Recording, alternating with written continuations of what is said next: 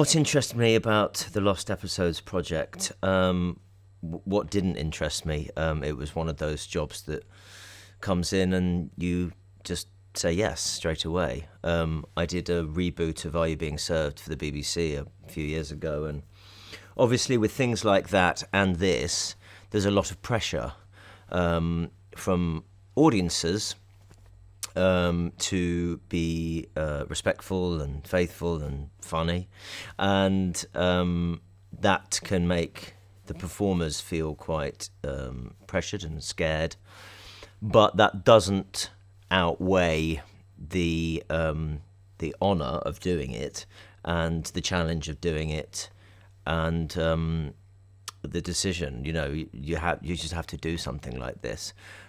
This is slightly. The Lost Episodes are slightly different to the Are You Being Served reboot I did, because these are actual scripts that they wrote way back when, you know. So they are pre-existing scripts. So you know that at least on a script level, you're already there, you know. Croft and Perry are obviously legendary sitcom writers, and Dad's Army is a classic sitcom, in as much as what makes it popular and ubiquitous and still repeated today. For me, two things is character and story. What they've got here is a gang show with very deftly drawn characters, all of which are funny and play with status and class, and then the neatness of the scripts and the stories are what gives Dad's Army its legacy. Really, is what keeps people watching, why they still work 50 years on.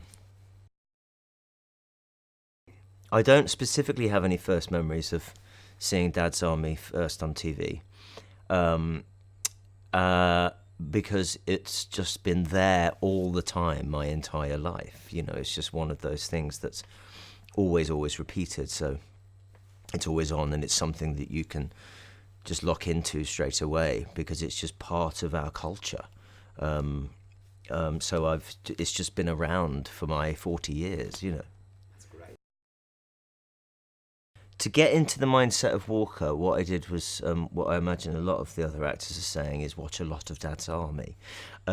It's absolutely impossible for us to, and we shouldn't do an impersonation, and we shouldn't mimic.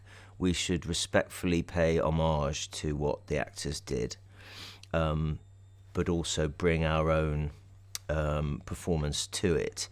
It's physically impossible to actually perfectly recreate what they did because we're not the same people, but there is a balance and a tone to be found where you, as I say, pay ode to or pay homage to what they did, and hopefully get the essence of the character, and that's very clear in James Beck's performance of what his angle was.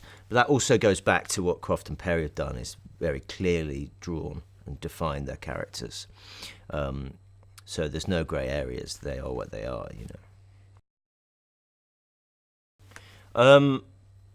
It's just been incredible working with the cast. And the cast are just A-list. It's just incredible. I'd never worked with Kevin McNally, who plays Mainwaring, before, but his reputation amongst the acting community precedes him. He's just wonderful. Just wonderful. A wonderful man and good company leader, if you like, both in the show and in the rehearsal room. I'd worked with Robert Bathurst before, and it's a joy as always. It's Timothy West, what can you say? Wow. Kevin Eldon is, I haven't told him yet, but is one of the reasons I am an actor. Watching him whilst I was at university, is him and that sort of school of people, the Julia Davis and the Simon Peggs and the Mark Heaps of this world, is Kevin's one of the people that I've always wanted to work with, and is one of the reasons that I'm here now, actually. Yeah. which I'll tell him next Friday. Oh yeah, I mean it was really quite breathtaking walking onto the set for the first time, because it's just so accurate. And then once we're all lined up and we all kind of vaguely look like, well, more than vaguely look like the characters, it's really quite spooky. But it's a real moment. It was a real moment when we first walked on, and the designer, the production designer, Dave Ferris, I've actually worked with before many times. He actually designed Gavin and Stacey. He's just done the most incredible job, making us feel like we are in the show.